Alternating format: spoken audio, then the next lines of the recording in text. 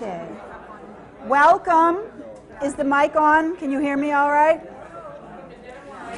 Benvenuto. How's that? My name is Ursula Lyons. I'm a trustee of the Historical Society, and I'd like to thank you for coming. I'd like, before we begin the actual program, to just tell you about our program next month. And that will be Mr. Longfellow. Mr. Henry Wadsworth Longfellow will be coming to Town Hall on February 4th, Sunday at 2 p.m. So it should be very interesting also. And if you haven't noticed, we have sale items. We have plates for your license plates, kind of borders, and we have 3 DVDs of the video that you will be seeing if you are interested. Or you can order some if we run out. And now this afternoon, we are remembering a very special place in Sudbury, which has literally disappeared from our view.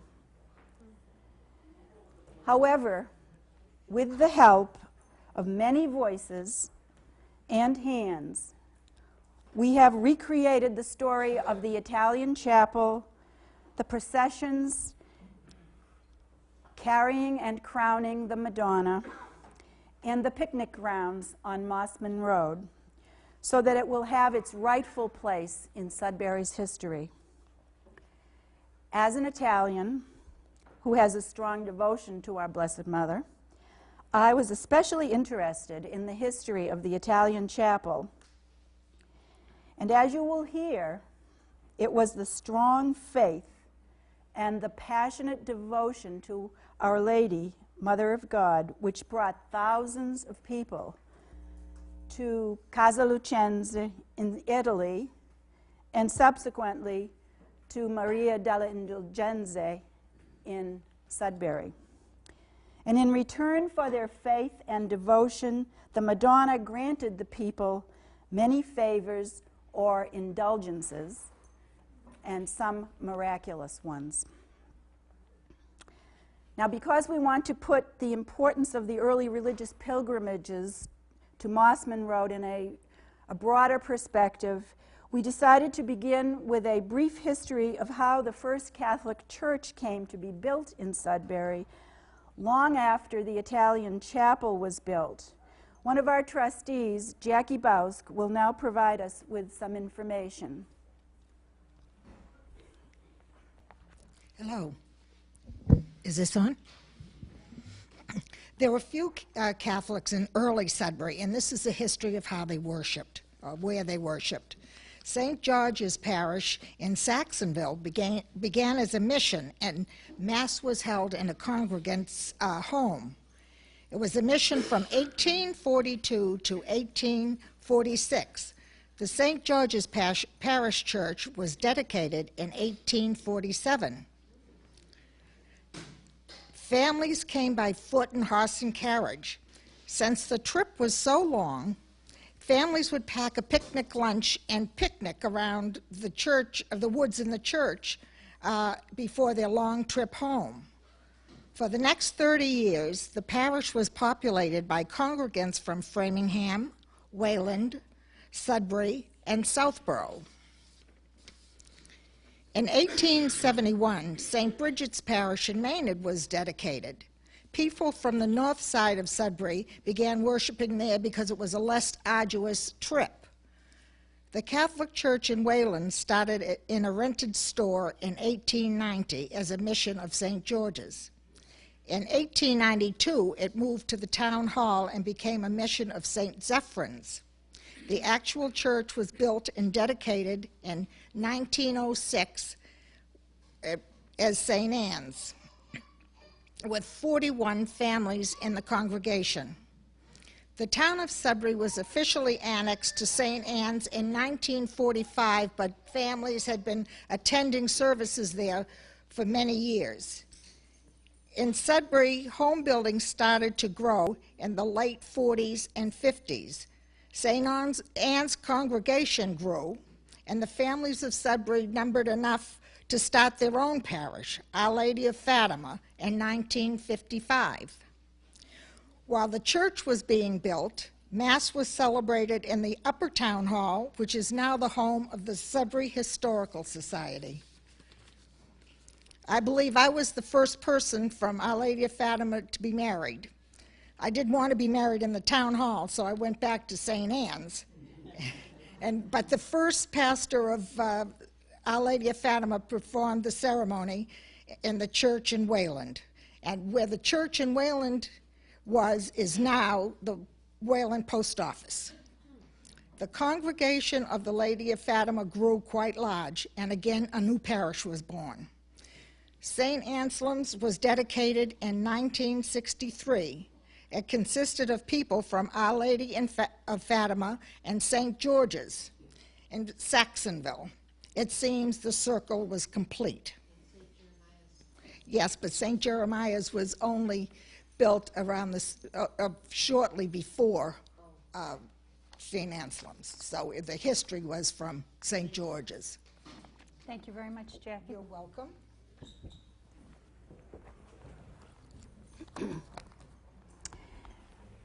During refreshments and after the program, we will be showing pictures on the TV screen of the early stages of the First Catholic Church in Sudbury, thanks to Debbie and Terry Keeney. Before we start the video, some background information will be helpful for you to understand some of the things that we will be mentioning in the video.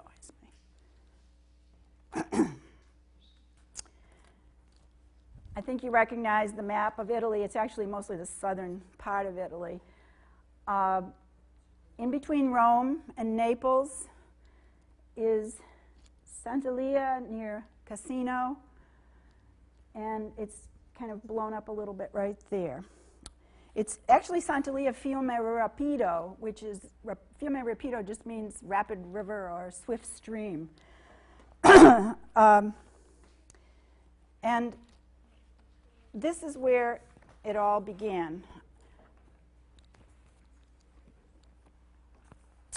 In the video, Mark Arpino, he holds up this booklet.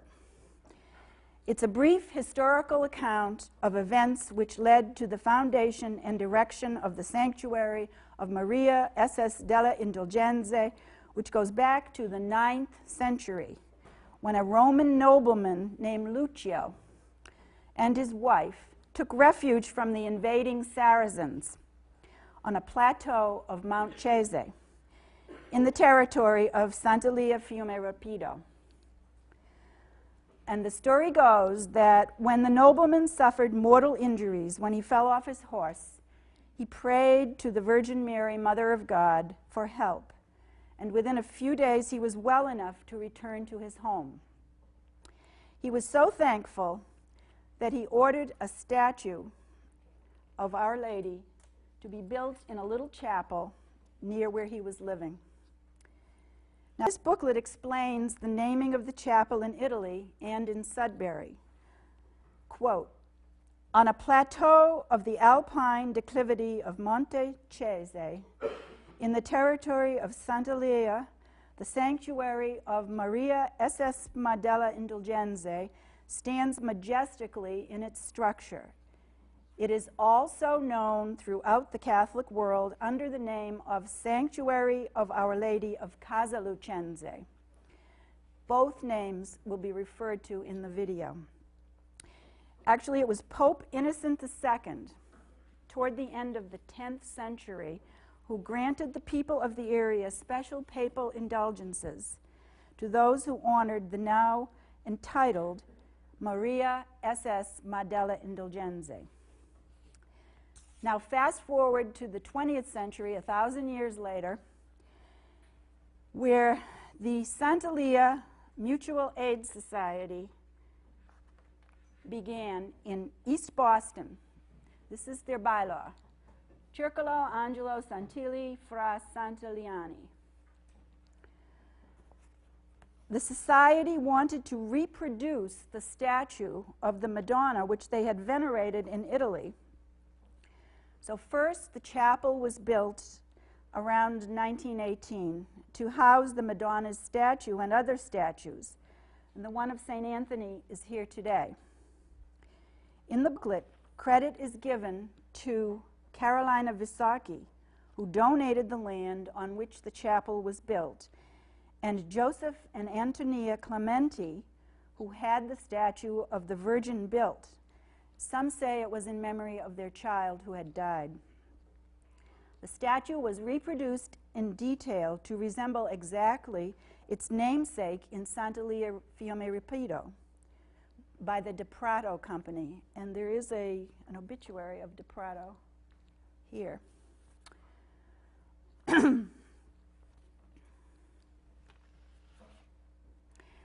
When we started to gather together the many pieces of the puzzle of this special Italian chapel and picnic grounds, the program seemed to take on a life of its own, and people began to come forth. The pieces came together, and now we have most of the story.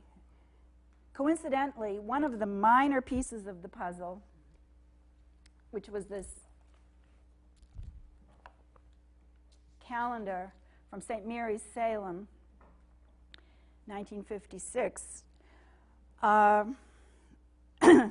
came about. The reason that this is probably here was because, according to my uncle, who's a 91-year-old retired priest who was stationed in St. Mary's of Salem, it was an Italian church, his pastor was Father Salvatore Scrunci. Father Scrunci was the assigned permanent chaplain to the Italian chapel in Sudbury, and that's why we have St. Mary's Salem. At this time, I'd like to close the lights and show you the video, which we are very grateful to Connie Arpino, and pictures from Henry Cavuto and Joan Meenan.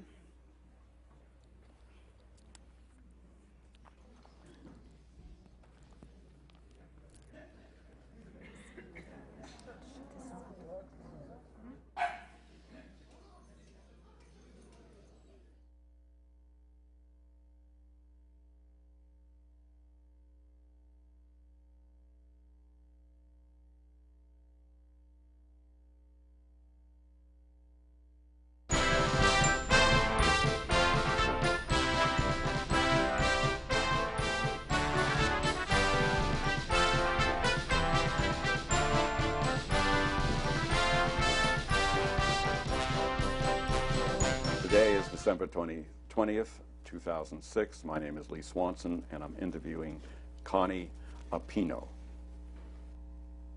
The Visacchi family, who owned most of Mossman Hill or Mossman Road, whatever you want to call it, they donated 2 acres of land that we built, that the members back in between, I would say, 1910, 1925, started to erect with field stones that they found on the property and so forth, the chapel.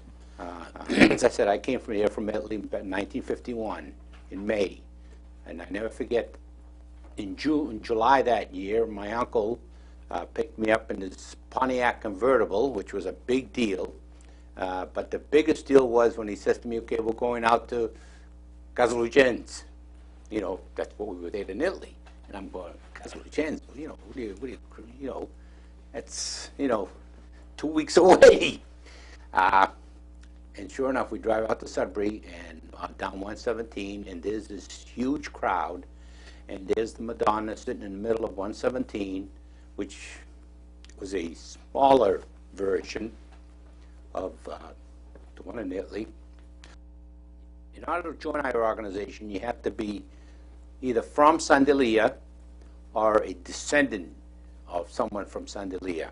Each little town in Italy, each village, has a different patron saint. But the one that people would always, from all over, would always gather together for was the MS Indulgence Society, Santa Maria de Indulgenza.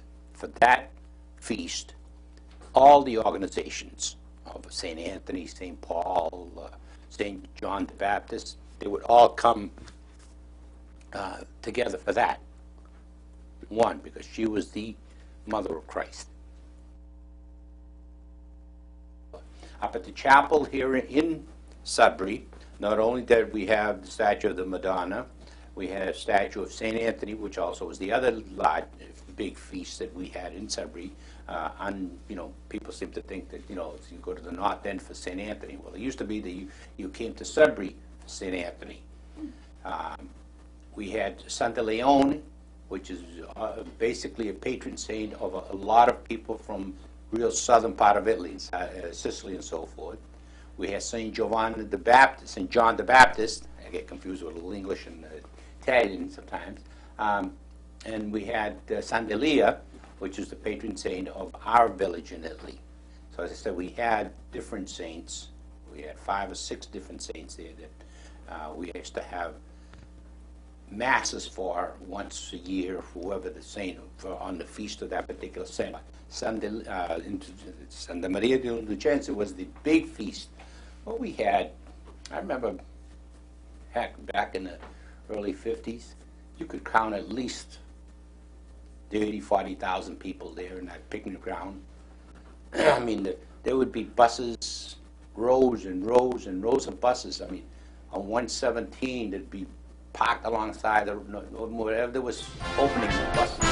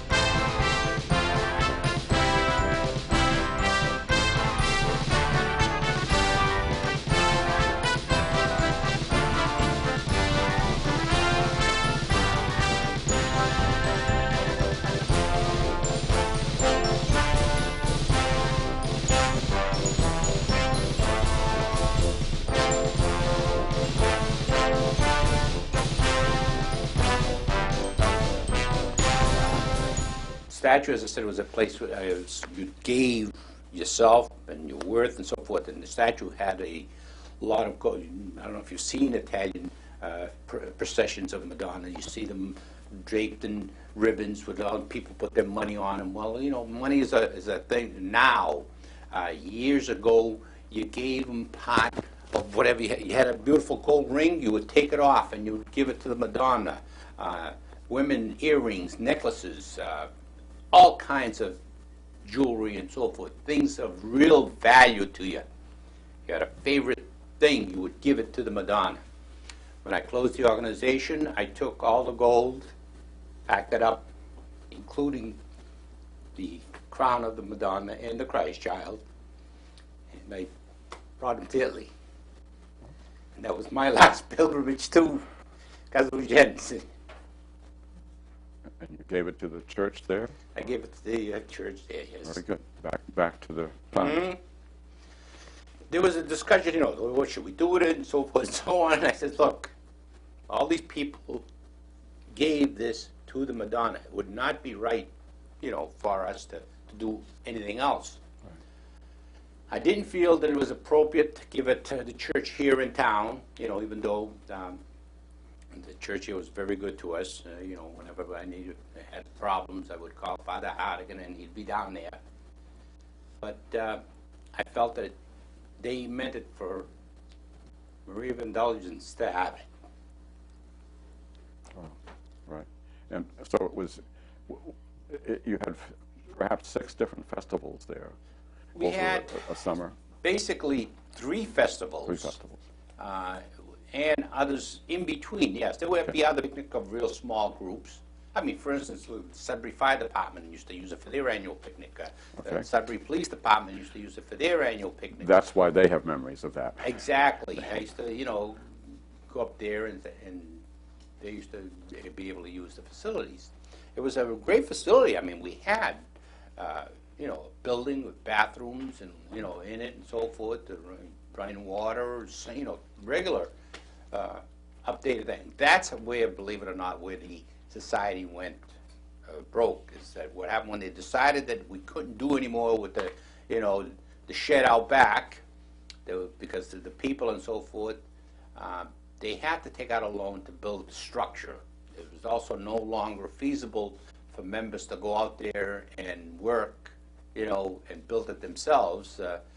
You started having, rules and regulations of what you had to do, licenses and so forth. So it was no longer something that we could do by, ourselves or by themselves. Right. They took out a loan, and that's how they started the thing. But a loan to build the bathrooms? Yes. And what did you call the covered structure there where you had the okay, outdoor? That was our outdoor chapel. Outdoor yeah, chapel. Basically it was our outdoor chapel that we had, because it was we couldn't possibly fit all the people that would come out to the chapel that we had built inside. So we had to build that outdoor structure with just benches, and not only that, but people would stand out in the fields. We used to put out I used to put out all kinds of microphones and so forth all over the woods so that the people would hear Mass. All 14 acres of land could hear the Mass being said, and whatever we did. And all 14 acres on that one day in July, the 3rd? It'd be pretty full. Pretty full. Pretty full. There'd be people everywhere. People would come with their, early in the morning, pick out their spots, park their car, unload it, put up picnic tables, I mean, they had fancy picnic tables with, even candles on it and so forth to celebrate. And I mean, the food was unbelievable. We used to have a concession up there for people that, happen to, but I used to have to do it just as a courtesy to the few people, because let me tell you, you could walk around the picnic ground and, just friends that you meet, being Italian, oh, come here, mind you, or a drink or whatever. But that was. Were there wheels of chance there? We had, we had games and so forth as an entertainment type thing. I wouldn't say it was a thing. We had, things we toss things, and we had pony rides. We had, I forgot who the lady was locally that had some horses. We used to bring them up. Right. We used to have pony rides. As I said, back in the early 50s, we actually used to have a carnival up there.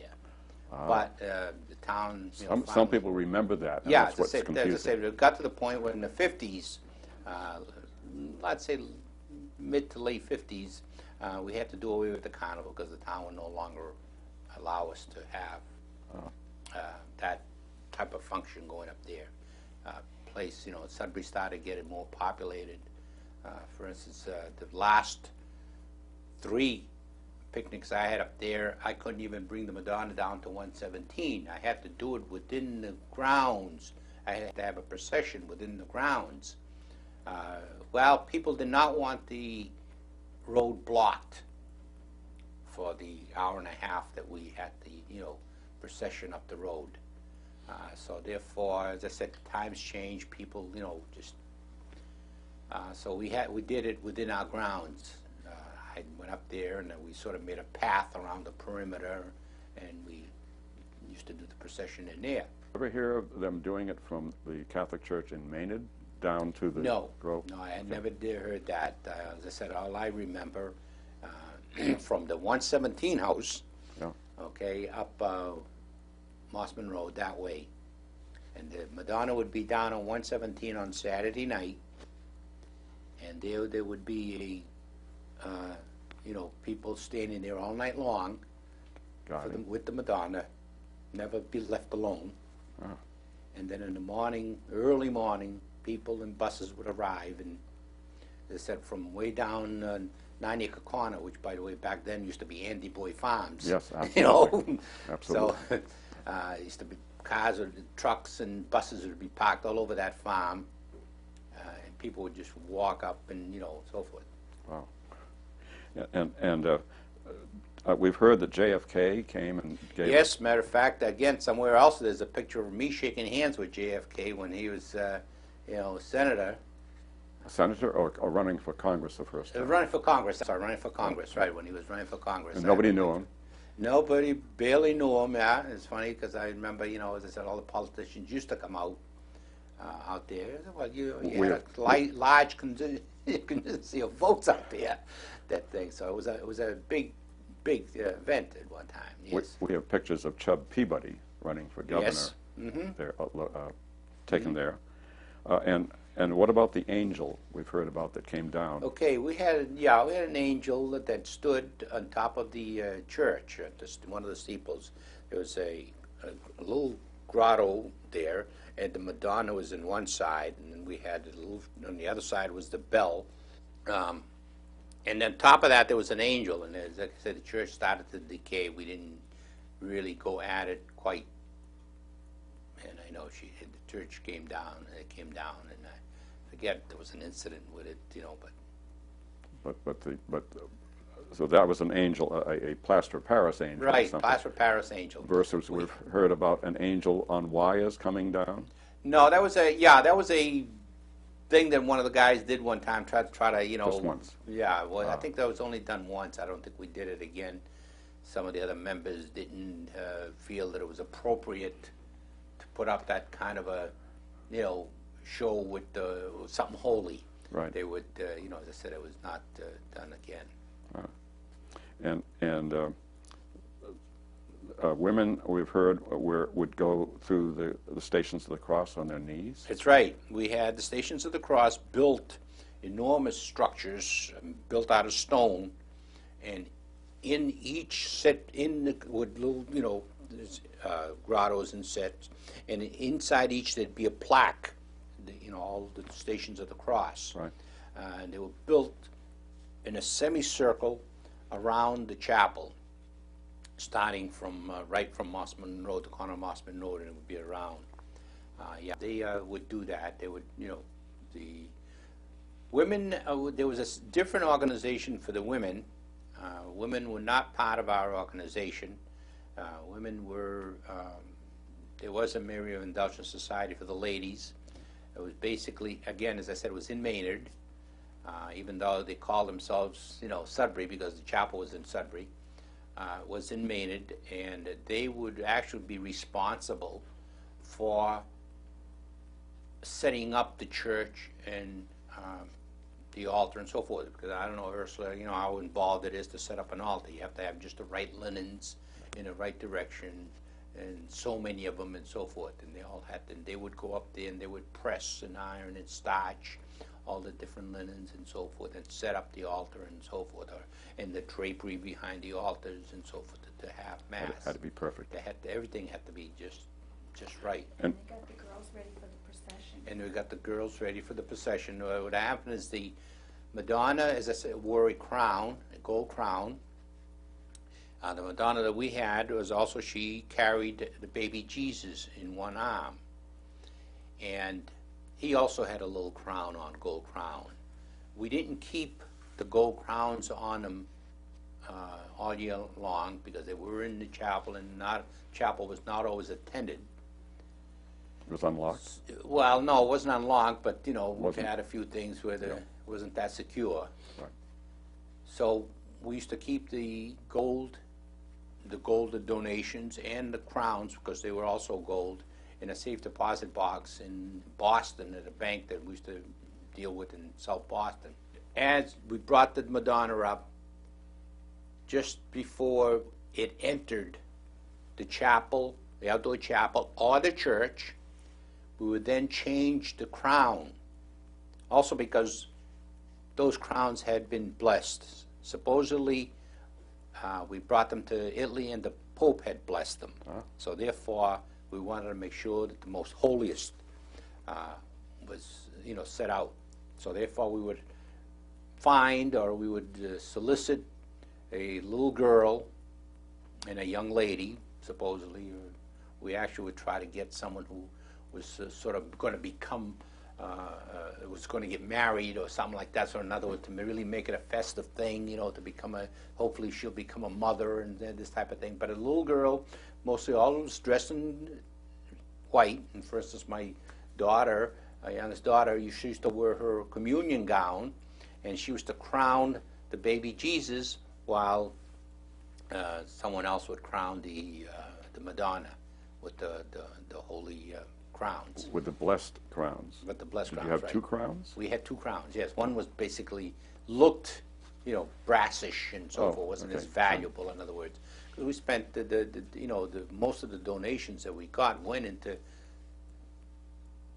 the Madonna herself. In other words, we did spend a lot of money on the crown. I mean, I forgot what, back then it cost like $13,000 back in 1920. You know, in the 1920s, that's a lot of money for gold. It's a very heavy crown. It's exactly. $36 Well, that's what I'm saying. an ounce. It was also set with jewels and everything Oh. else. It was not a, you know, it was not just a plain, you know, stamped out. Something off the dime store shelf. Right. You know, it's not something you'd see. You know, a tiara that you might see on somebody dressed up, you know, for a contest. Right. You weren't self-supporting, it sounds like. No, we weren't. We weren't. I mean, think of it this way. We used to, the people used to come up there to, you know, pay homage and so forth. The chapel held, I don't know, Mark, would you say 1,000 candles? It was glowing with candles. I mean, you could, Wow. late in the A lot of afternoon, heat. late in the afternoon, you summer. couldn't walk into the chapel. It was so hot. Seriously. You had to, yeah, you had to, you know, walk in quickly and, you know, and I used to have to go in, you know, and check the cash boxes every so forth, you know, They're overflowing. overflowing with people. And they would light these candles, okay? Quarters, 50-cent, and dollar ones we had. When I used to get the bill for the candles, I didn't make that much money, and I used to have to go in the chapel and put out the candles. I'm sorry, but, you know, that's the way it goes. It's not, and these guys, Dad, you can't do that. You know, you know, you're gonna go to hell. I said, well, you know, what can I say? You know, but I couldn't, because let me tell you, as I said, the places just would glow, unbelievable light in there of all the candles lit. You couldn't burn And then the I chapel? couldn't reuse them. You know what I'm saying? There's no way that I would put those candles back out, and I'd have to buy all new candles for the next feast. Wow. And as I said, we finally, you know, we used to have a well, for instance. The well used to run dry. You know, don't forget, we are on top of Mossman Road there, top of the hill. So we ended up having water, you know, when the town finally put in water, we ended up having the town bring in water. But we had to dig, you know, from the street to where we needed the water, and that was not a, you know, a cheap thing to do, as you know, and putting that in. Right. And there was quite a, as I said, there was a lot involved in it, in there. And the altar? The altar I disassembled. That was a tough thing, but we found, or somehow, I think, I forgot, Father Curran, I believe, gave me instructions on how to destroy it, and it had to literally be burnt. And so therefore I took it apart as I could. Because it was a blessed structure. Yes, yes, because it was consecrated and so forth. So and I burnt it right on the outside, right on the steps of the chapel. Fire right out there and did it. And you know, along with the linens and so forth, because they were getting tattered. Also, we hadn't had new linens for a long time. So I decided also those went. The chalice, I had a couple of them. I think I gave them to St. Bernard's in West Newton, in honor of my mother, and other things, I forgot what it was. And some people came forward and wanted the stuff returned to them that their family had donated and given. If I had it, they could describe it. In other words, if I was sure, I did give it to them. I even had people actually come back and ask me for some jewelry that they have given to the Madonna. I had no qualms with, you know, as long as I said that I knew that it was actually theirs, I gave it to them. people were coming out of the woodwork. Once you the know, word spread. Yeah. And not only that, but they were coming out of the wood late. Oh, that was mine, that was mine. And I said, hey, you know, you guys, I've had this, you know, notice go around for I don't know how long. I mean, this was an ordeal. Let me tell you, it was not something that we just decided this week and next week it's gone. Right. You know. Plus making the final arrangements with the Attorney General. The Attorney General, the Insurance Commissioner, because as I said, the owner of the picnic grounds was actually the Sandalia Mutual Aid Society, which came under the jurisdiction of the Massachusetts Insurance Commissioner. But the actual parade, though, was there Parade- wonderful moments you can remember? Or? Yeah, I mean, I remember 1 July in particular. Third week in July was to do it. It was so hot that we had 8 men carrying the Madonna. We used to have it on this great big huge pedestal, gold glitter, remember, with the ball in there? Yeah, so it's huge. And they used to carry it on their shoulder, sort of thing. And some guys were short, so they had to hold it up, because you couldn't, And those poor guys were, I mean, literally fainting while they were carrying, but just all they as soon as you revive them, they'd run right back and grab it, And it was really unbelievable. I appreciate this great interview and hope you can be with us on the 14th of January. Oh, thank you. Thank you. Hi, my name is Mark Arpino. I'm the son of one of the original Santalians, Connie Arpino. And I'm going to tell you about a few items that we have here left from the Santalia Mutual Aid Society of Sudbury. This is a list of the final 21 members of the society when it was dissolved in the mid-1980s.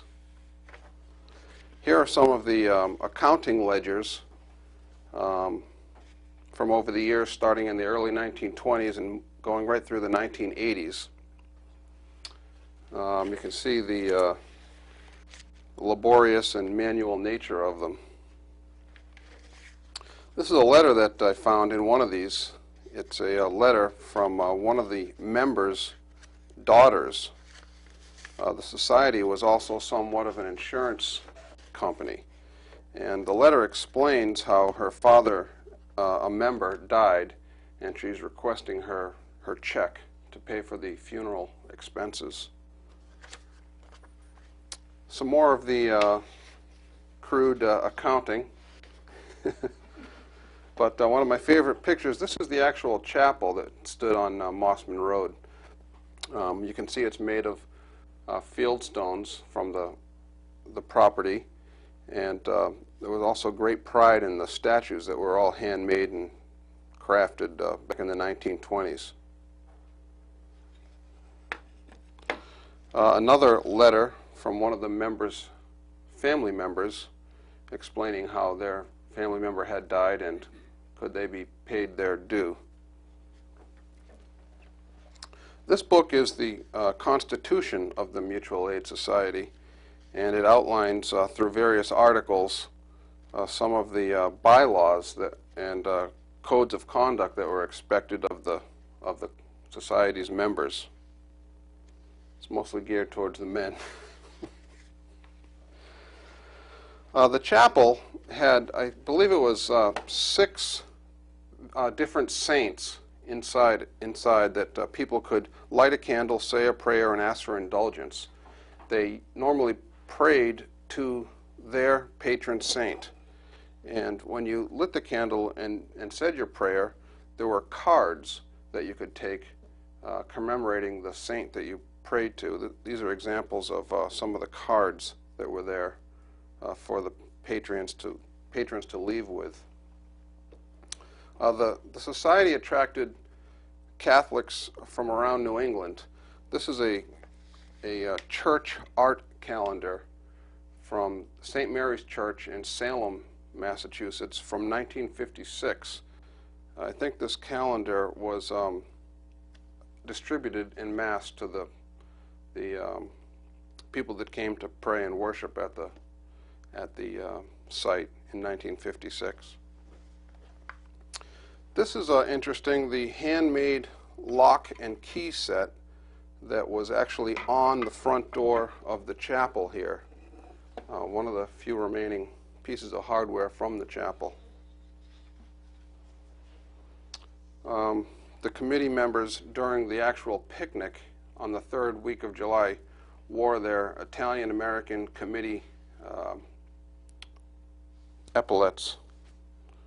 So the site was about 14 acres, and over the years there were various news articles. This one's from 1983 in the Sudbury Town Crier, and it talks mostly about the closure and the society being dissolved and the land being sold. Here is a application for admission to the society. As I said earlier, it was partly an insurance company, so being a member came with benefits, which is why I found this somewhat humorous. There's a physician certificate here that the physician has to state that you're somewhat healthy, so that we could be sure people weren't joining just for the $10 benefit, $10 death benefit, which is actually what it was. This is an interesting booklet. It talks about the history of the Indulgence Society from the 9th century in Italy.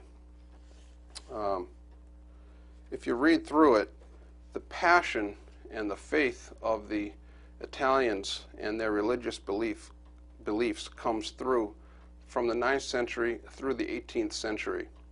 And it was that belief in the miracles that the Virgin Mary would intervene for those who prayed to her. It was those beliefs that led to the formation of the Indulgence Society in Sudbury. Earlier, while you were interviewing my father, I feel like that same passion for the beliefs in the Virgin Mary came through in his interview.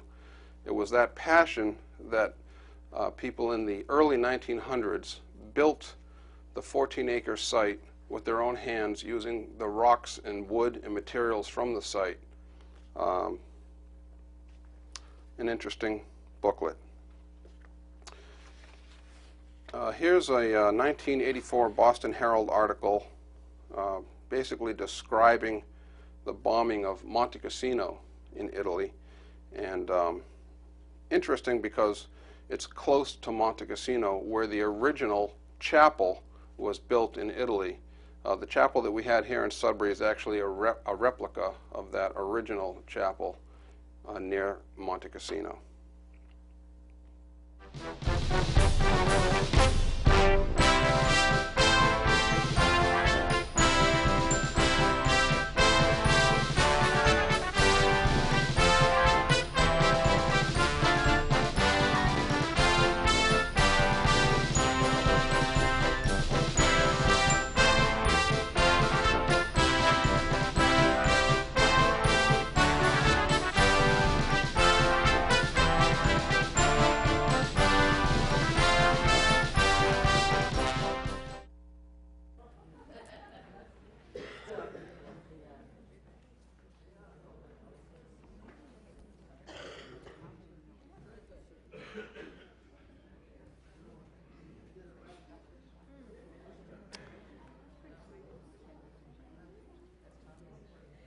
I think you probably have a good idea of what the society was, and some of you actually are here who knew quite a bit about it. Two quick things that I actually forgot to mention before were about JFK. Thanks to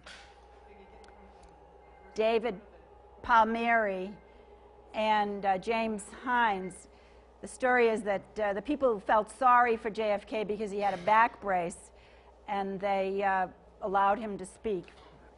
And the other one was the angels. According to the booklet, actually, this booklet, there were myriads of boys who would dress up as little angels. And that was also according to James Hines, who was the great-grandson of Dominic Palmieri, who was one of the founders, and I'm not sure if he's here today. Okay. Because some of you may want to add anecdotal remembrances of the processions and devotions, as well as the picnics, we welcome your information now. And Lee, if there's anybody who would like to start to add anything, please stand and state your name and tell us. George. Hi, Ursula. My name is George Guanci. I live in Sudbury, and I grew up in Peabody, and we used to come down here every July, and I'm going back 50 years ago and more. You're supposed to say you don't look that old. Yeah. I am. But as you can imagine, in the 50s, driving all the way from Peabody to Sudbury, to me and my brother, who also lives in Sudbury, it was like going to California, driving the country roads. It was unbelievable. But in any event, I just got memories, different memories, where the Mass was said. Afterwards, after Mass was said, there was always music, and almost always there was an accordionist who played. And I remember one who was my favorite. His name was Tony, but I don't know his last name. But I remember my father always pointing him out to me and said, "Someday you're going to play like he does." And needless to say, being Italian, I took accordion lessons. And I promised my father, if he gave me accordion lessons, I'd go on TV one day. And I'll just brag. I ended up on the Ted Mack show one time.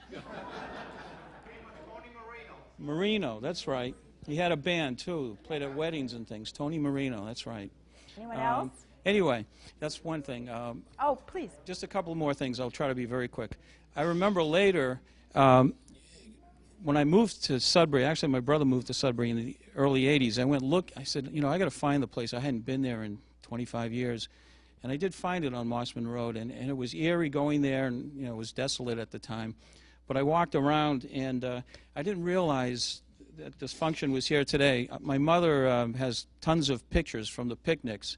But I took one with me with my father when I was must be 3 or 4 years old, on the statue of the Sacred Heart.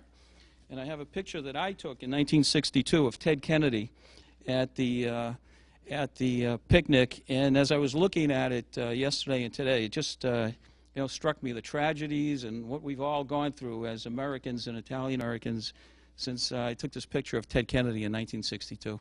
But anyway, just some thoughts. Thank you, George. Why did this band? Anybody else? I'm sorry. Good afternoon. My name is Mel Niemi. I played with the Maynard Community Band. It's not on? It's on. It's on. It's on? Well, we were called in after the Roma Band stopped Excuse me, would you coming state your out. name? And, My name is Mel Niemi. oh, okay. Sorry about that. And the Maynard Community Band was hired after the Roma Band dwindled in such large proportions that they were embarrassed to come out, because when I was a young boy, my father would come bring me out just, from Maynard, and we'd see the Roma Band. That was a formidable musical organization. They would put 50 or 60 musicians out on the road in complete uniforms, and they would play the old Italian marches. Well, when they stopped coming out, they hired the Maynard Community Band, as I said, and we had a number of Italo-American members of our band, the Grappos, Costanzos, Favors, any number of them. And we had quite a repertoire of Italian marches in our collection. So we fit into their program quite well. We would form up at the intersection of Powers Road and Powder Mill Road. And there were, as they said, there were busloads of people there, and they usually had the grandmothers out there. They were all dressed in white, their summer sandals and wedgies, And they had true beeswax candles because they had to be able to put them on the altar, and you just don't put a normal wax candle on the altar. It has to be theologically proper, so that they were beeswax candles.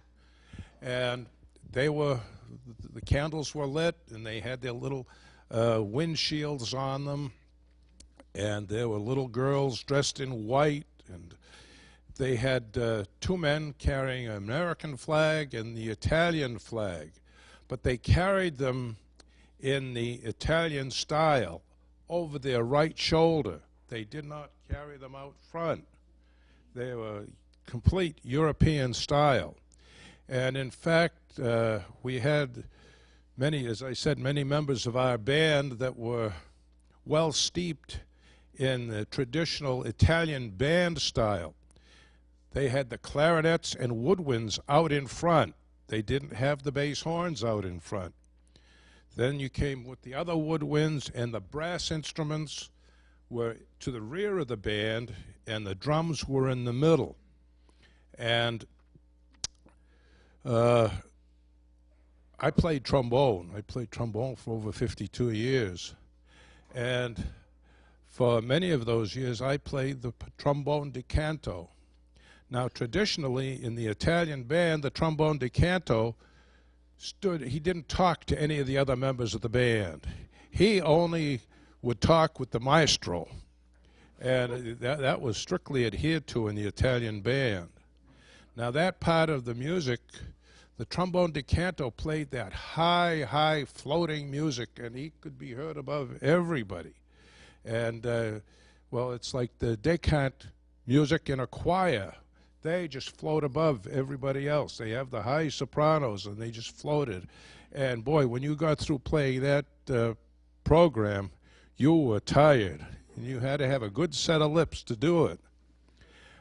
So they would form up, the men with the flags out in front, over their right shoulder, and the capo, the head man, would see that everybody was in order, the candles were lit, the statue was properly adorned, and we took off when he says, "Avanti," which in Italian is, "Let's go." And we went. We marched up. Well, we didn't march. We strolled. Now, that is a devil of a thing to do. For a person that's been involved in close order, marching drill, left, right, well, you're strolling. And any musician knows that when you are parading, so that you know that you're in step, your left foot has to be touching the ground on the first beat of every measure. So you didn't have to look at your feet. You could tell if you're on the first beat of a measure, your left foot better be going down, or else you were out of step. But when we strolled, you're playing the music, and the devil take the hindmost. You're just walking. And for somebody that's trained to march in step, that just tears you apart. You don't know whether you're on the right foot or well, there's no proper foot. I mean, you're just walking. But for somebody that's not familiar with marching in a band or on the street, doesn't matter at all. So they just strode up and would go up Mossman Road, and there were the nice residents of those homes.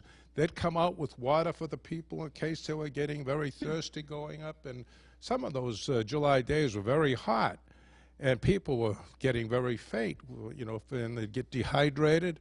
Well, the nice neighbors would furnish them water and refresh them, and we made it up. And we'd pass Visaki's farm. Now, that was notorious when I was growing up, because they had a little distillery going there. And we'd pass by, and there would be some of the patrons of this distillery saluting us with a mason jar, and well, for a little kid that was playing in the band, you wonder what's going on here, but we found out what was going on. They just wanted to be sociable. And then we'd arrive at the grounds, and there'd be people inside the outdoor pavilion, the chapel, the outdoor chapel, getting ready for Mass, and some of the husbands would be up on the picnic grounds, and they were up there while the procession was going on, bending their elbows. And you get some of the elderly ladies there grabbing their husbands by the earlobes and giving them the what for misstepping their bounds while they were in the procession. But it was a very interesting experience for me, and quite enjoyable. But it was quite a tradition, and everybody had the right attitude, and they were in the spirit of it. It was just a nice get-together. And crowds, my goodness, what crowds they had. Thank you.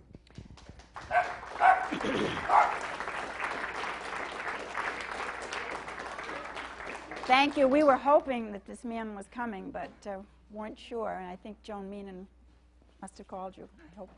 Thank you. Hello. My name is Fred DeGrappo. I'm from Maynard. And my grandfather and my uncles were, well, my grandfather was a member of the Roma Band from the North End in Boston. He came here in the turn of the century, and he was a member of the Roma Band until it disbanded, and he used to march in this parade every year. And I was very proud of him. And my uncles ran the community band, which Meldon was a member of. And my grandfather also played in a community band till he died in 1952. But we used to walk from my house in Maine. We used to ride to my father's friend's house, the Massarellis, in the New Village, and then we'd walk, like it was almost like from the Italian Social Club up to the picnic, because you just couldn't park. I mean, they were parked all the way down to there anyway. But it was a very good experience for me growing up. And I know my cousin Jimmy and his relatives were instrumental up there too. And as far as the gambling and everything go, we couldn't get. Well, there was a bunch of guys in the back playing them out there, and we couldn't get near them. You kids get out of here, you know. So we really didn't know what was going on there, but it was a very good experience, and I was sorry to see this whole thing go.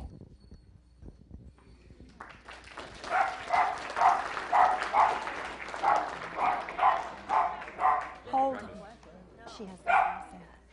As you can see, when you clap, the dog gets nervous.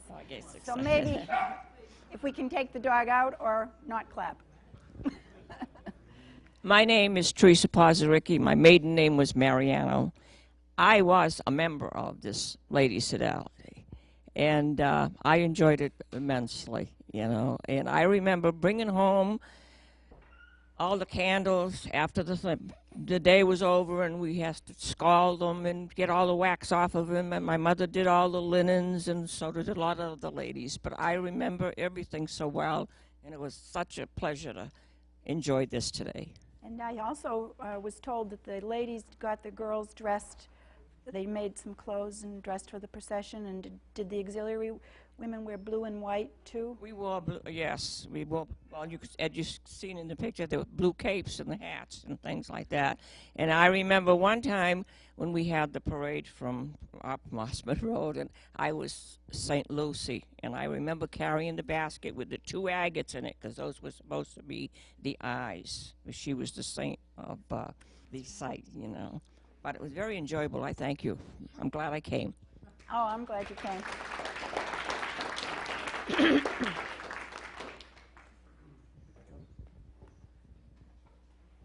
While he's getting the mic, is anybody here from the North End? I did send some notices down to the newsletters and wondered if anybody may have received it. I guess not. I have a little side note for the Roma Band. Okay, yeah, when he Another finishes. story that I wanted to mention about the picnic grounds was that supposedly it was haunted. Okay, now we did have a clubhouse up there, also between the chapel and the outdoor chapel and the bathrooms. There was a clubhouse where the members would come out from Boston, like, you know, someone said, driving out there to Sudbury from, you know, whatever. It was quite a hike, so it was not something you did morning and night. So we did have a clubhouse there where members would come out. Believe it or not, we had quite a few members that would come out for a whole week prior to the feast to get the grounds trimmed and cleaned and prepared and so forth. And always insisting that there was a lady living there. A little old Italian lady living there. Now, you know, first of all, I never believed it, and I still don't. But then as we were closing down the place, happened to be that my younger brother wanted to live there for a while, you know, while we were cleaning up and trying to get it down. So my younger brother, Peter, and my nephew decided to move there to this, what we called a bungalow at the time. It had a kitchen, you know, and there was a wood-burning stove in there, so it was fairly comfortable, at least for two boys, you know, two young boys. But they kept insisting, Uncle Connie, there's a ghost up here. There's things moving around. There's all kinds of, I mean, they gave me stories as far as the dishes being cleaned and done in the morning, you know, that they hadn't done for weeks, you know. And I know also from hearing from the kids in the neighborhood, you know, around it, they used to go in there and play, and because it was a nice, you know, for the kids in the neighborhood to go and play and so forth, that every time I'd catch them there or whatever, you know, I'd be chasing them out of there because I was worried about, you know, damages. They would say to me, "Who's that old lady that lives in that house?" And I go, "There's nobody living in the house." But I wanted to mention that, you know, supposing, now I don't want to scare any of the people that are living up there now. You know what I'm saying? There's a old lady walk around there, be nice to her. Okay. And the other thing I wanted to say, I wanted to thank the Sudbury Historic and all of you people for coming here today, because that is one memory that... Thank you, Connie. In case you didn't recognize him, he's the one in the video. Someone wanted to mention something about the Roma band also. Mary Jane? The other members of the society, I would have them speak first. Well, let me do it. I'm Mary Jane Hillary in Sudbury now. And as some of you probably know, I march now and again in some of the parades with the veterans groups. So we had the Roma band behind us one time, and thinking I was being cute, I went back and I said, "Can you play Facetta Nera for me?" And son of a gun, they said yes. And, for those of you who may not be aware, Facetta Nera was the little black face or little black shirts. It was the fascist marching song.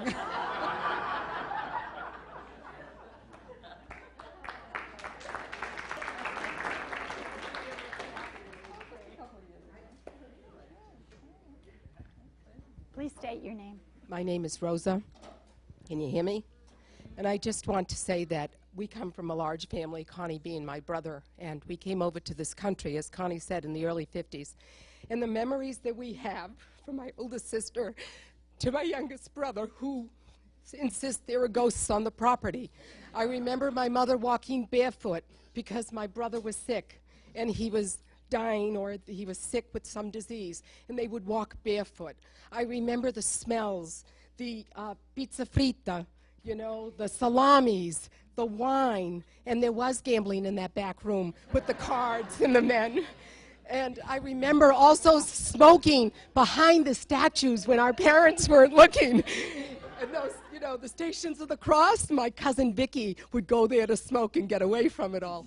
There are so many memories that I am emotionally, and I thank you for doing this, because it brought back memories for my family from the early 50s on, and thank you.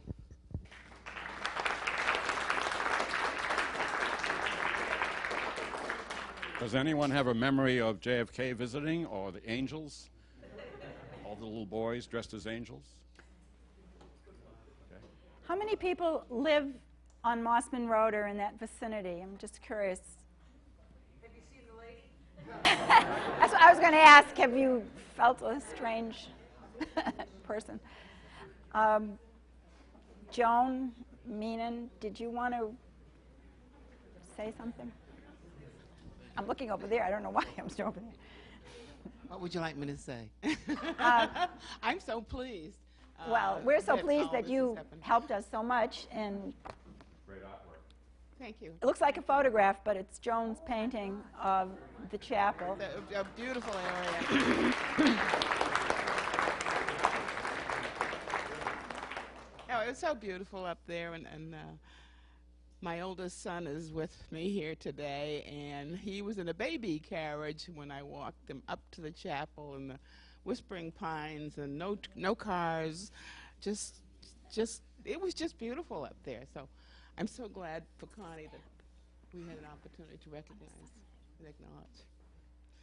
Thank you. And her son made the map, or put an overlay on the map so that if you see, you can tell where everything was on Mossman Road in case you have a chance.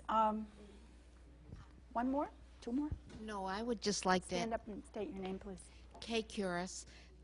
I would just like to know, why did the group disband? And is the land empty now, or are there ruins there? What's there now? Houses. As I mentioned, we were in quite a bit of debt up there, so we were trying to pay off some of the, as the people change. The younger generation coming in wanted their fathers or their grandfather's money that he had donated to build these. The loans that we took out was all within the corporation, in other words. But we did give them notes on it, in other words, so that they had to be paid back. And as things got on, older people, were gone and so forth, and someone would come across a piece of paper where they were owed X amount of dollars from the society. They wanted it. They'd call us up. No way I could pay it. I didn't have the money. For instance, I personally put in 1 year. I almost went broke myself. I was in the construction business because I decided to go up there that finally the church needed a new roof. And I didn't care what it cost. I put a new roof on it.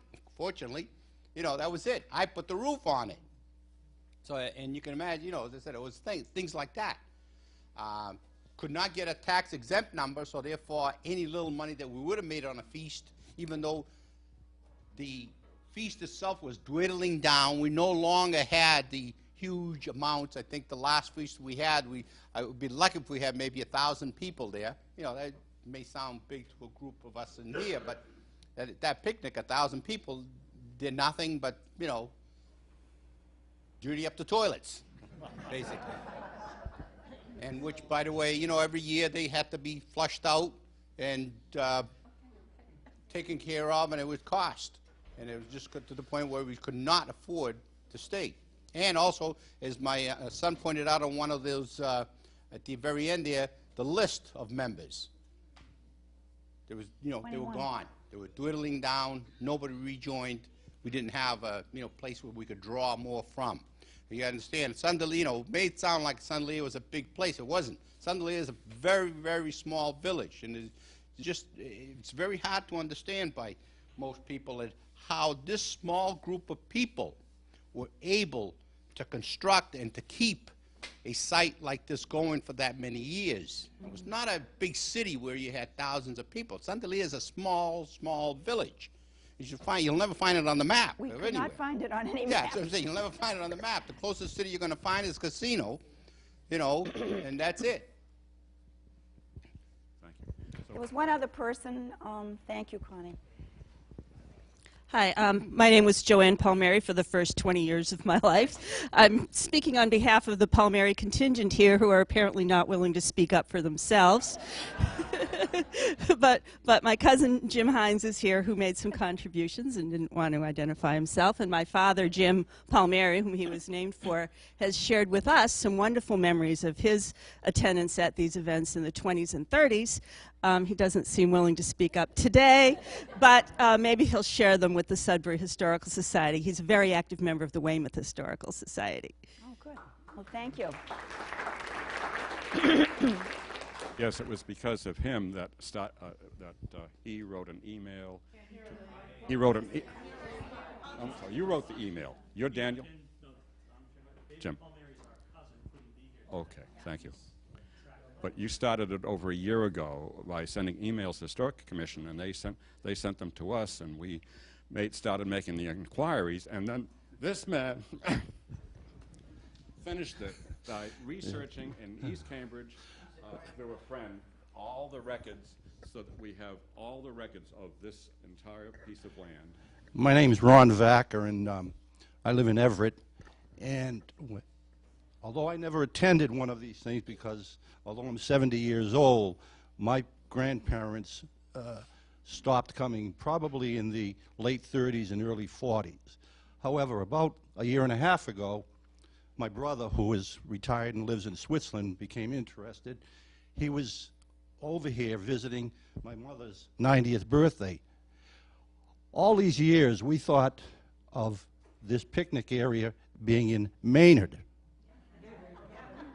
So we went out a year and a half ago. We went out to Maynard, my brother and I. And we were told at Maynard that that was actually in Sudbury. We came over and we met Lee.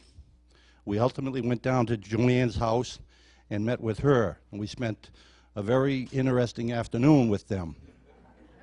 And since then, I don't know if that was that and the letter from the Palmieri people, which we read at that time, initiated this thing. And it's been tremendous because of what it does to your heritage. And those of us that are here, my sister is here, we have pictures where my grandparents were born in Santalia that my wife and I visited several years ago. And it's been tremendous for us. My brother, unfortunately, wasn't able to come in from Switzerland, but I think that this has done a tremendous service to the town of Sudbury and to the Italian people that still live here in Sudbury and were not aware of the historical situation down there. And by the way, my grandmother's sister is a Vazaki. They bought the property in 1909 when I had some research done at the Cambridge courthouse and followed the history of the property. But the Vazakis initially bought the property in 1909, Carolina, as she said earlier, and then it evolved itself ultimately into the society. It went through the Santalia Society and then ultimately into the Indulgence Society. But it's been tremendous historically and for what these people have done and all of the artifacts that they have here. And I think as one Italian, I thank you very much for what you've done. You're welcome.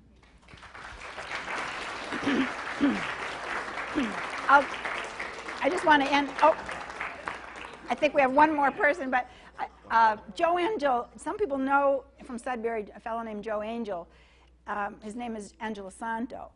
And yesterday he dropped this off at my house and said we could have it. And maybe some of you recognize it was used at the chapel. And somehow you're related because it's his great aunt was Carolina Versacchi. So you're related. Oh, we could use it now because this is a great opportunity for everybody to make a donation, but I think if you want to make a donation outside, you can. Lynn wanted to say something. Lynn McLean is with the Sudbury Historical Commission. Lynn McLean sent us copies of the emails. I sent you copies. I sent them the copies of your email. I am yelling into it. I'm the one who sent the email and have been corresponding with you. I remember the grounds in a different way. I attended the police picnics there year after year, and we appreciate the grounds. We had a wonderful time. Okay, thank you. Before we break again, and I hope you'll mind your refreshments, we are going to be showing pictures on the screen, if you're interested, as you look around, of the beginning of the,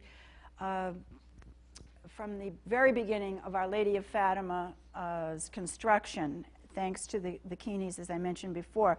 But I really want to thank several people, Lynn Poirot especially, who's from Comcast Cable TV and has been taping this program, Peg Fredrickson, our Historical Society president and videographer, and our curator, Lee Swanson, and of course, Connie Arpino and his whole family, who were just wonderful. Jackie Bausk, and the people who have contributed so much. Joan Meenan, B. Picano, would she be here by any chance? From Stoneham. There were many societies that, besides the Santelia group, that came, and they came from many towns. And B. Picano came from Stoneham. John Barilloni, if you're here, just raise your hand so we can really thank you. Jean Duggan, who lives on the Cape, Jean Barilloni Duggan, Joanne DeLosanto I mentioned, Henry Cavuto, and of course I was going to mention James Hines, Bob Marsh, David Palmieri, Ron and Frank Vaca, and everybody who contributed to the program, and especially the Madonna, who I believe was with us then and now, and wherever we seek her presence. Through her, we have come to this. And thank you. But now, please, Manja, enjoy refreshments, and we have Italian music to go with them. Too late.